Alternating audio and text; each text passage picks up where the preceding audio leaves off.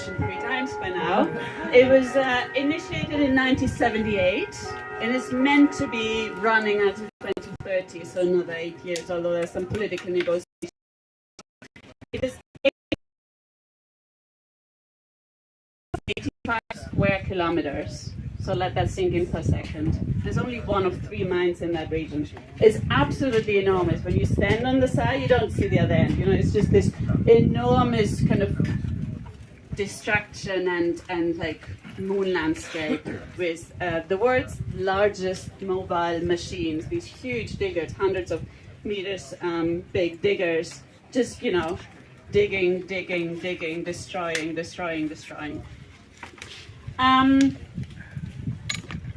It's Europe's largest source of CO2 emissions, and it's leading to the forced displacement and the resettlement of many people in the area. So that mine alone has already displaced people from 6 villages, has just destroyed 6 villages, over 5,000 people, creating all the kind of social tensions and social problems that displacement and resettlement entails.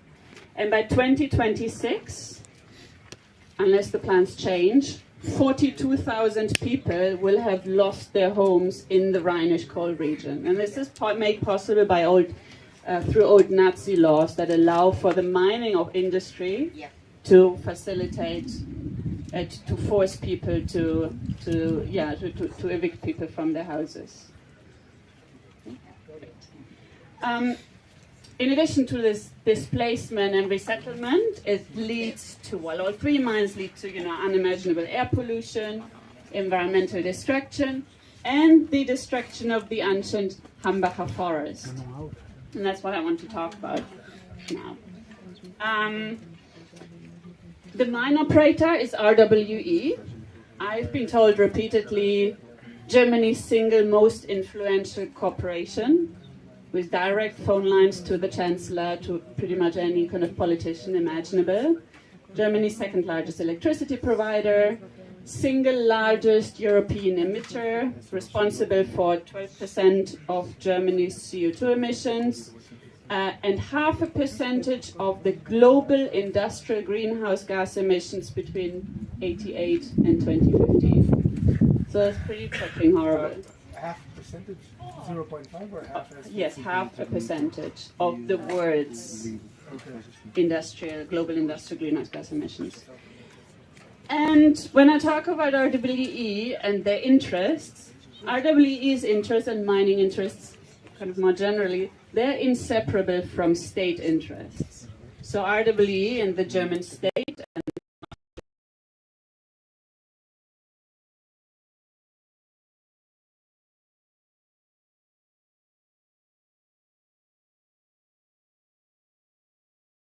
of structuring itself in the local political economy, for instance, paying off local municipalities with shares. So most local municipalities and towns are shareholders of RWE, therefore have an interest in the financial well-being of that company.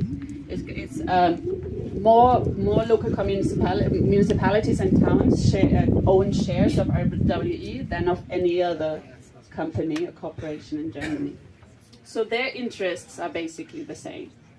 And that same kind of entanglement can be seen at the local level.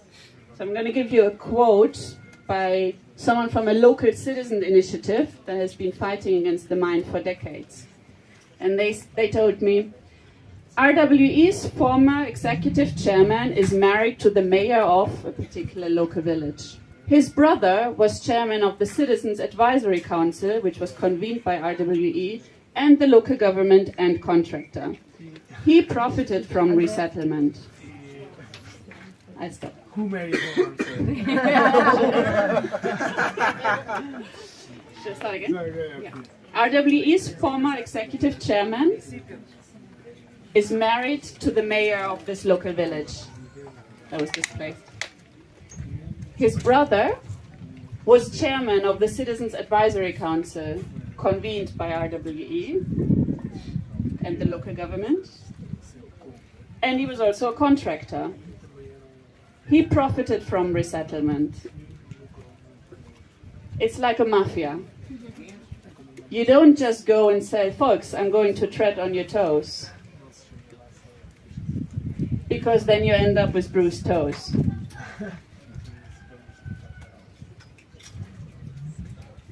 So that's just an example of like the local entanglement of this company that was, you know, fostered over decades and decades and decades. But I really want to talk about the resistance against this horrific project, right? As I mentioned before, one of the kind of ecological social costs of this mine is the destruction of one of Europe's oldest forests, the 12,000-year-old Hambacher forest. Most of that has already been destroyed. It's about 500 hectares left. And that forest was occupied 10 years ago by a bunch of people who didn't think that coal mining interests should override all other interests. By a bunch of people who thought we need to take direct action to defend this forest and to stop that mine. And that forest has been occupied for 10 years. It's been evicted several times in what was regularly the most expensive policing operation in the history of the German state.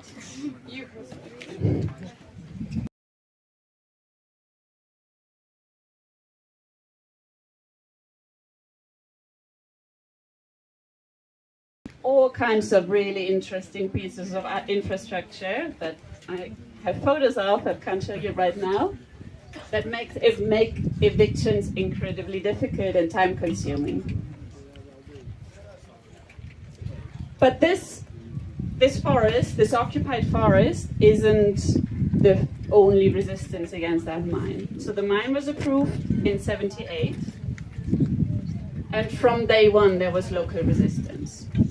There was a local citizens initiative, several local citizen initiatives, groups that formed, people resisting, people drawing attention to this, etc.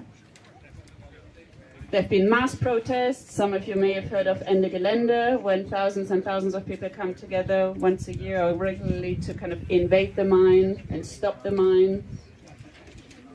Another kind of such action that's an orchestra for social change, regularly go into the mine and start playing classical music down there, and the police don't really know what to do with that. So there's all kinds of resistance. But the Hambacher forest, I think, is a particularly important and interesting part of this resistance. Because it's not only a home to lots of people who are putting their bodies in the way and defending this forest, but it's also the place from where people take other types of direct action, from invading the mine to more combative actions, sabotage, creative engagement with RWE's infrastructures, anything you can imagine. And it's also a special place because it's not just a forest with people that are opposed to coal mining, but it's a place where people come together. They live differently according to different kind of rationales and ideas and values and ideologies. A place that is explicitly not just anti-capitalist and anti-state, but anti-prison, anti-patriarchy, anti all of the systems of oppression that coal mining is a part of. So it's not a thing that's just against coal mining. It's about a better world, living that better world that we want to see. Yeah. Now, okay, let's move on to how the kind of how that resistance is managed and repressed by the state. And this goes back to Xander obviously gave a really good introduction and overview of counterinsurgency already, way better than I could. But let's look at how that plays out in this particular case. And as I said before, we talk in this context, we talk about corporate counterinsurgency because basically the role of the corporation, RWE, and the state are so closely entangled.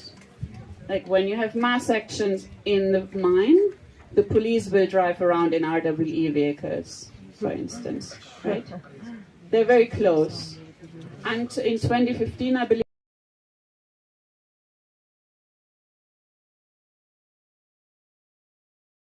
politicians in the region are on the board of RWE, financially profiting from RWE, and obviously making politics that suit RWE, because they get into trouble if they don't. So there's a very close structural entanglement. All right, Zen already explained counterinsurgency, winning the hearts and the minds of the population, right? And I kind of here speak about engineering consent and repressing resistance, just a slightly different language, really. And the goal of this is, Evelyn Lubers once said, is to isolate the radicals, cultivate the realists into agreeing with industry. Yeah? Great, we'll come back to that. And we distinguish here between soft and hard measures, kind of similar to what Zander did. But I suggest that we need to analyze them together. We need to look at soft and hard, but we also need to analyze them together to understand how the soft tactics, like the fluffy stuff, the cooptation, the buying consent, the interfiltrating the kind of social fabric of the region, invisibilizes lots of the harsher physical violence going on. Both the violence coming from the mine, like the fact that the mine kills ecosystems and people, but also the violence executed by police forces and outlined earlier. Let's start with corporate social responsibility, PR, and outreach or propaganda. Yeah? So public relations initiatives, propaganda, and I think some of them were mentioned before, everything from television to radio to any kind of messaging that comes from a mining company, is meant to convey a green, sustainable image, even in the case of coal mining, where that's even more counterintuitive in many ways. Delegitimize opposition and win this PR war for the hearts and the minds of the public. Remember the minds and the hearts from counterinsurgency thinking. So it's meant to kind of repress ecological concerns, social concerns, and this doesn't only involve promoting certain truths, messages, narratives, but it's obviously also about repressing alternative or kind of critical narratives, right? So RWE, from its very beginning, ecological studies that showed that just how vast the ecological destruction was that they were causing. Yeah, so they were forcing the government, even the environmental ministry, to not publish those kind of studies. So there's a lot of kind of censorship, including of science, going on. And then on the other hand, we have corporate communication that is meant to engineer consent. And again, this is something that came up earlier. So RWE, a couple of decades ago, funded a large-scale social acceptance study called The Power of Participation. And the aim of that was to explore how stakeholder engagement and dialogue could, I quote, avoid or reduce resistance against mega projects, as the future viability of our business also depends on it, right? So this is very clearly like the use of dialogue and stakeholder engagement is a way to co-opt and repress resistance. But corporate communication isn't only through kind of these explicit narrative, it's also through kind of other ways of kind of language, maybe for the lack of a better word. So events, public events, museums, exhibitions, information centers, tourist sites. So in Germany, you can go on tours through the mine. RWE will take you in large buses, giving their propaganda as you're on the bus through the mines. You can stop and admire the largest machines in the world, the largest mobile machines in the world. You can maybe even standing still, like, leave the bus and touch it or something. And these events are really big, so they're promoted by local tourist associations. There's cake and sausages and all kinds of like local entertainment, and people come from Belgium and the Netherlands and quite far away in buses to go into the world's largest open castle in Nekoma. That's the one thing everyone will remember after this, no? The world's largest open castle in Nekoma. Yeah, so there's, and this is what Zana was referring to earlier when we talked about how this idea of extractive attractions, turning extractivism, turning these horrific holes in the ground into tourist sites, attractions. It's got a TripAdvisor page, for instance, right, that mine. And there's a lot of infrastructure around the mine that facilitates this turning it into extractive attraction. Like view, parasols and like beach hats, because to communicate a kind of better future that comes after the mine, because by 2080, well, I'm not going to be alive, maybe some people will be alive still then, this is going to be Germany's second largest lake. So there's already a kind of communication about, yeah, okay, we've got to sacrifice this, but look how amazing it is, look at all of the technology going on in there, these diggers, etc. But at 2080, this is going to be an amazing recreational area with Germany's second largest lake, and you can already look forward to that. In fact, they already talk about like how housing prices are going to increase, and you can, make money of that. So that's how it's turned into an extractive attraction. And then another thing that was mentioned earlier, talking about corporate communication and engineering consent, was astroturfing, the setup of fake citizens' initiatives. And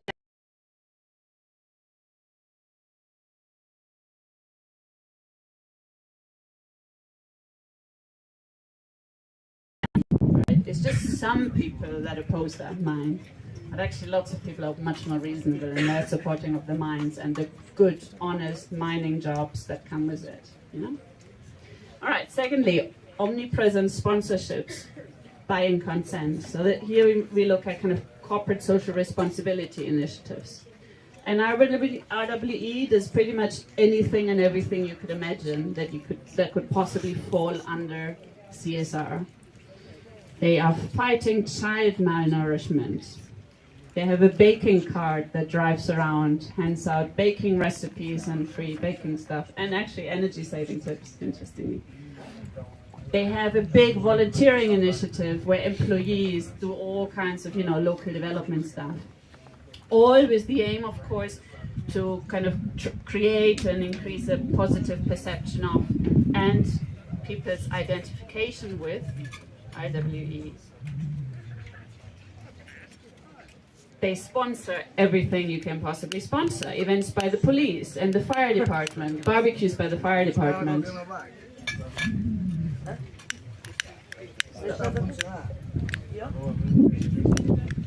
Anyone else has stuff for you?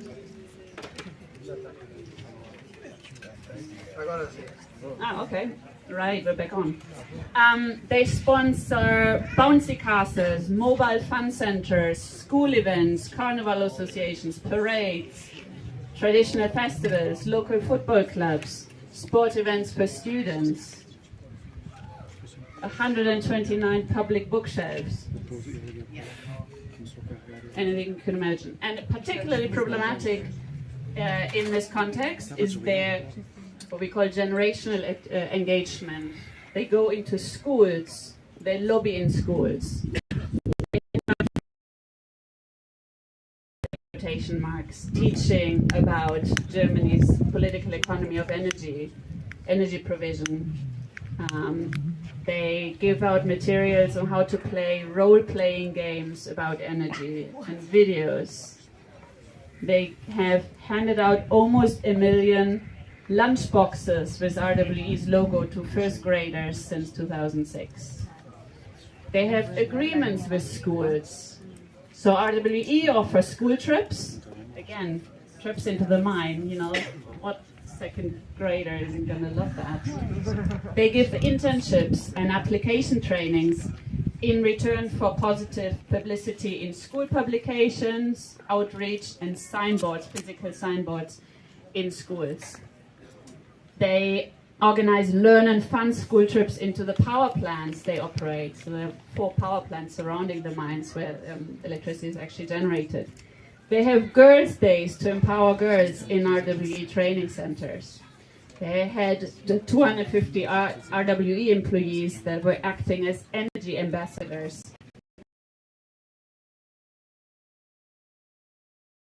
Energy industries, they're also big, historically big into nuclear, in German schools.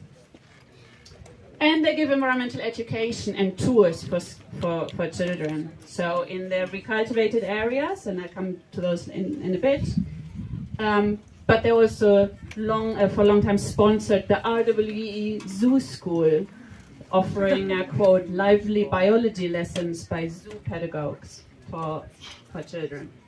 Anyway, so the whole point here is that they anchor positive associations with RWE among children already, who hopefully will then influence their parents, obviously, right? Or parents get positive associations, to buy legitimacy and to weaken resistance against the mine, and to promote the indispensability of coal electricity, and also to highlight the efficiency and ecological sustainability of their power plants and their significance as a local employer.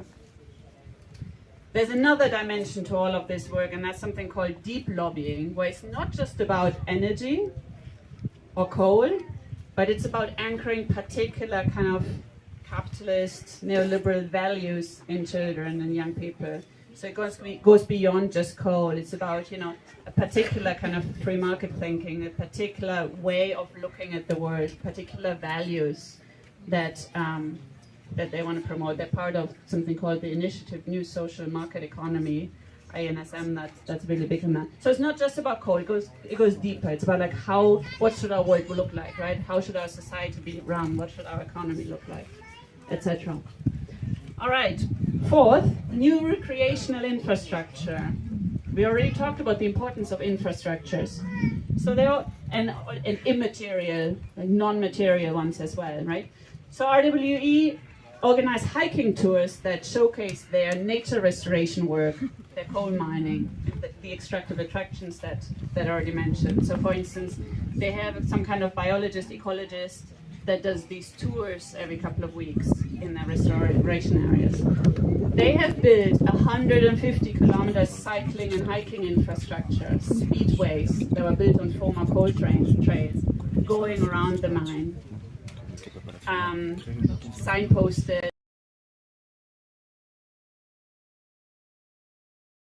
the company, and like a way to kind of mediate a particular relationship with that company where you learn through them, etc. And then someone mentioned earlier a place called Terra Nova, New Earth, which is this kind of restaurant, bar, and information center, and I briefly talked about this, that is modeled after a beach resort with sunbeds, playground, and outdoor gym that sits on this terrace overlooking the mine. It also has a wedding room and a football golf course, and you can get drinks there. And importantly, it hosts RWE's recultivation center.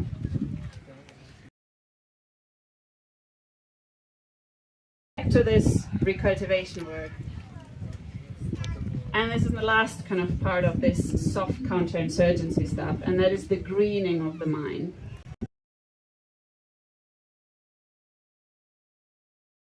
Is really crucial to that.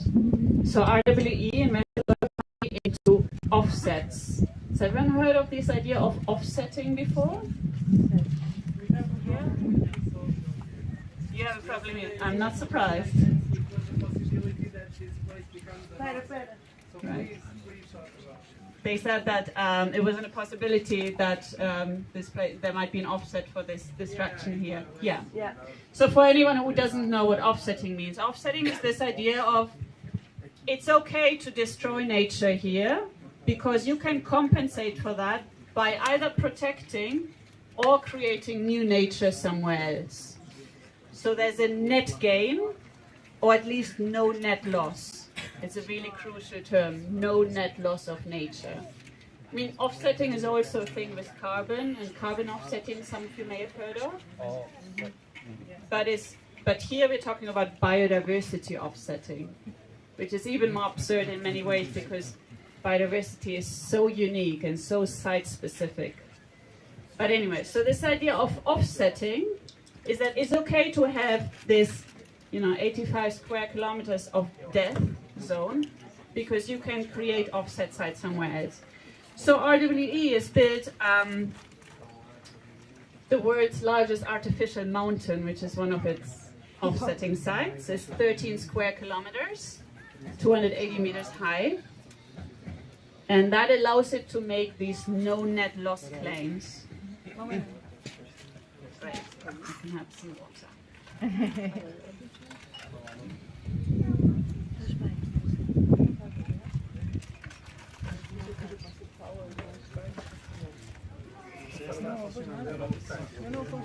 Am I in the sun? That's why I'm so warm.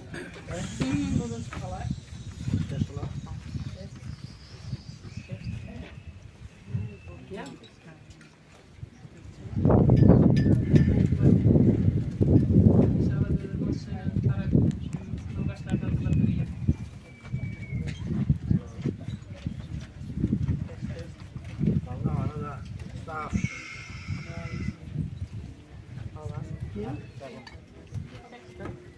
Para não gastar tanta bateria, mas não dá. Está a fazer. Sim, não dá. Está fixe. Dá. Já ouvi. Faz como um barulho, olha lá. Sim, mas já ouves o voz. Então talvez esta, eu não sei. Está a funcionar. Olá. Não. Aqui está a funcionar. Pois, porque ele está a falar Boa tarde. o 85. Não funciona o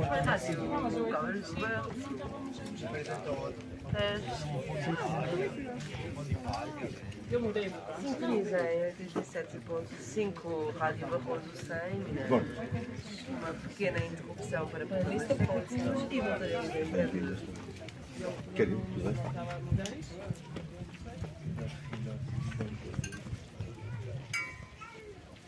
Como eu posso... 85.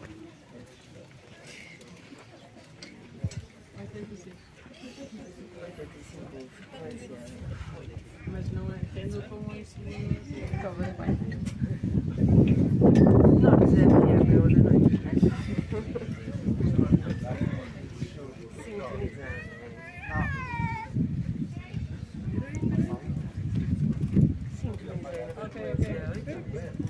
Melhor.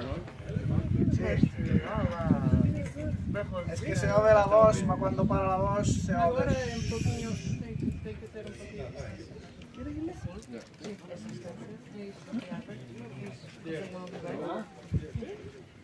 Aí não está? 85? 85. 86 agora. 85. 85. 85. Baixaste a potência. Ai, a potência. Agora dá. Sim.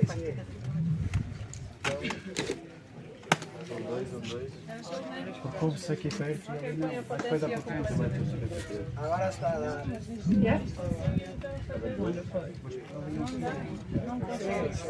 Okay, great. Big thank you for all of the translation and everyone doing that. It's amazing. Thank you. Okay, yeah, so we were talking about offsetting, this idea that you can compensate for lost nature by either creating new nature from scratch, however you do that, or protecting nature that is otherwise under threat for the sake of offsetting. Yeah.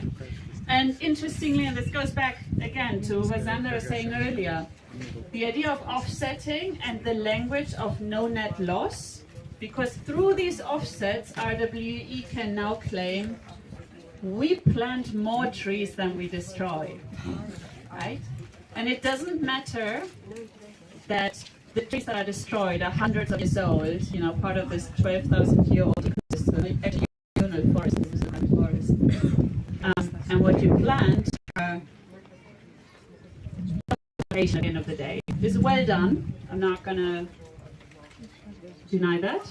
But at the end, it's a creating a forest from scratch, which will never be like a natural forest.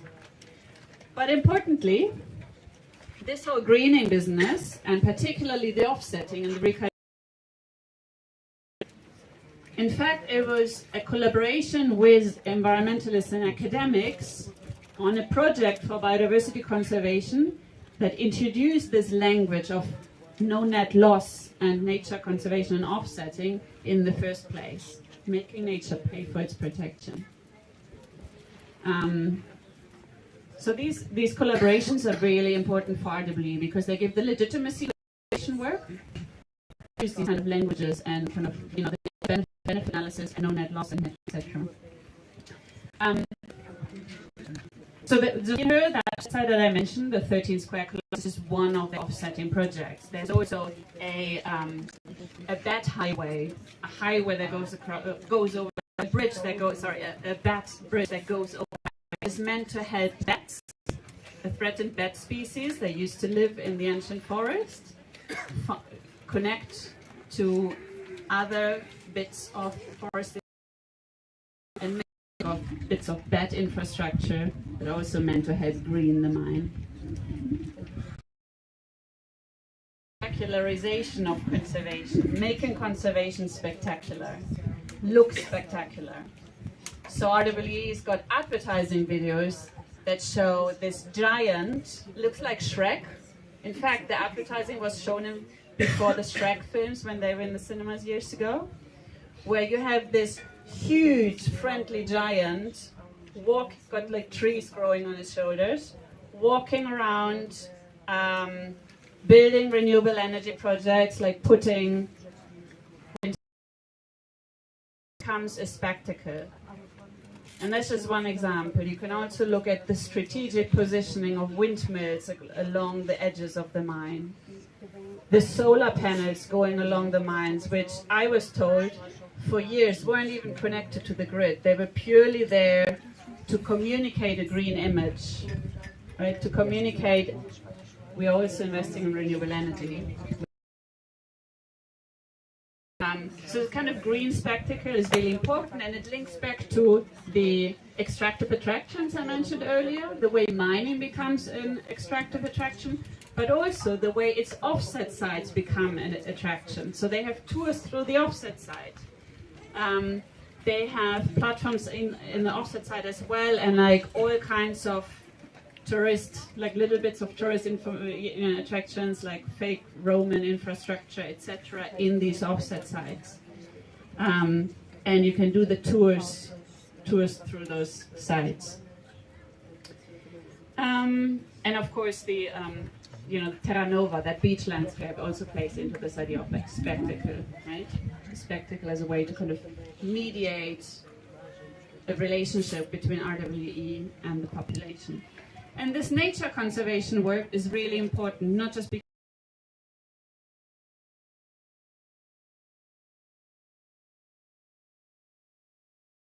they help them collaborate, they collaborate in kind of biodiversity data collection. So they go out into the offset site and count butterflies and moths and all of that. And then in their annual restoration conferences by RWE, these volunteers are kind of given a platform to talk about their findings, and in return they shut up about the problems with the mine, right? They don't talk publicly about the destructive impacts of the mine. Right, so those are all of the soft counterinsurgency techniques. But as I said, I think they're really important to look at them. It's really important to look at them to the local communities that are reasonable, with whom RWE can have a dialogue, and the forest, who are seen as eco-extremists and radical and violent. So RWE position activists as violent and radical, whereas the company is engaged in what they call constructive dialogue. Activists are stigmatized as criminals, professional demonstrators, coming to riot, coming from abroad, to certain xenophobic discourses, fears of kind of Eastern RWE. They have no ideology. They are sheer criminals and are only interested in excessive violence. And of course, that's the stuff that makes it into the media, the mainstream media. And this framing as eco-terrorists and criminals goes hand in hand with criminalization. Prison sentences and lawsuits, activists and journalists. They issue restraining orders, and they initiate lawsuits even if they have absolutely no chance of winning those lawsuits. It's just about putting the pressure on, right? Creating fear, deterring action, you know, putting surveillance on people who are being sued. And that goes hand in hand with surveillance that we mentioned before, stops and searches, drones, creating a kind of an article that is office and saying to cancel their people having car tires slashed, phone calls during the night, residents being followed around in vans, rape threats, threats of violence online and offline, in Facebook groups, etc. And the whole aim of that intimidation of kind of citizens groups and locals is to get them to distance themselves from more radical forest defenders with kind of mixed levels of success, right? It's all about divide and conquer. Forces, as soon as no media is around, they use pepper spray, batons,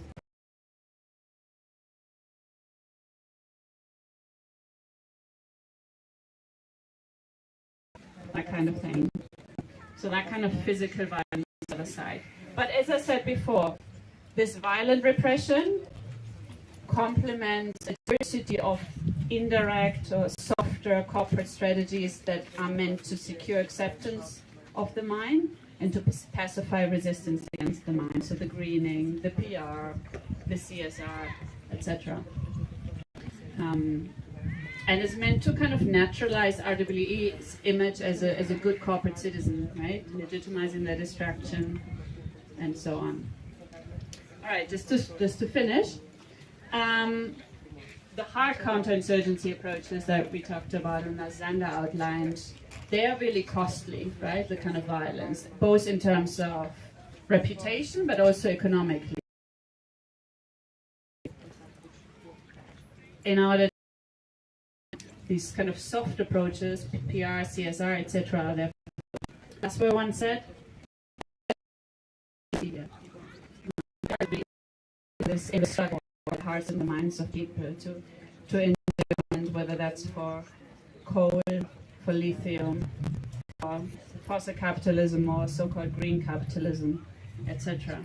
So that's why I think we really need to look at this, because these counterinsurgency techniques, as Sam said, like, they happen all over, wherever there are big mining projects or industrial projects. Resistance to the Hambacher forest is safe now. I mean, it's still being affected negatively because RWE is still kind of lowering water levels. But after the resistance for many years, the RWE is no longer out to continue cutting that forest. So that last bit of this ecosystem of different resistances